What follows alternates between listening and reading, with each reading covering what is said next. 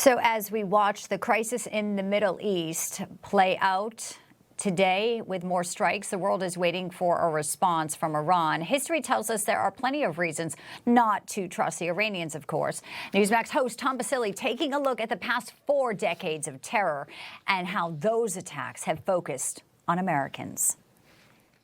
It is a legacy of terror and death. Since the rise of the Ayatollah in Iran in 1979, the regime known as the world's largest state sponsor of terrorism has been responsible for untold human carnage, and Americans have not been immune from inclusion in the casualty lists. As the world watches and waits for the next moves against Tehran, no doubt many Americans are wondering if their loved ones murdered by the regime will finally see justice served. Iran, as an exporter and financier of terror operations, has littered the last 4 decades with grief. Some of the most brazen examples include April 18th, 1983, Hezbollah's bombing of the U.S. Embassy in Beirut, killing 17 Americans.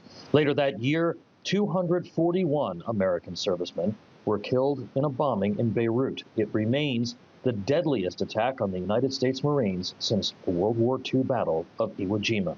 In 1984, 2 Americans were killed in another U.S. Embassy bombing in the city. An American was killed during the hijacking of TWA Flight 847 in 1985, and in 1996, the attack on the Khobar Towers in Saudi Arabia claimed the lives of 19 American servicemen. Islamic Jihad claimed the lives of 2 American USAID officials in 1984, and of course, the October 7th, 2023 massacre in Israel killed 46 Americans, including 4 American hostages.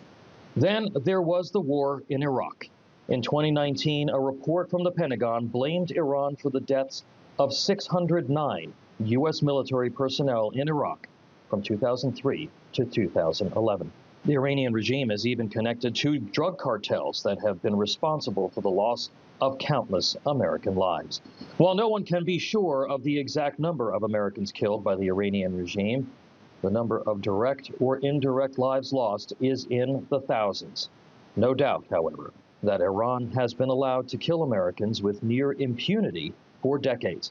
As the president calls for unconditional surrender, decisions by Israel, the U.S., and the Iranian people in the coming days may finally mean an end to the regime that has killed more Jews, Muslims, and Americans than any other that still retains power. Time will tell. For Newsmax, I'm Tom Basile. Information. Truth is freedom. Is Newsmax. It's real news for real people.